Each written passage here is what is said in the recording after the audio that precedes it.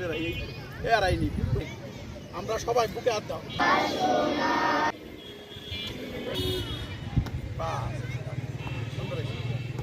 বল রা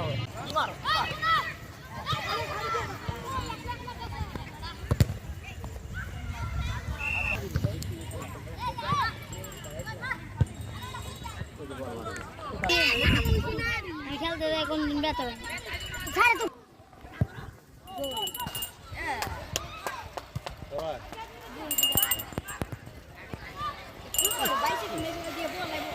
হ্যাঁ বলেছে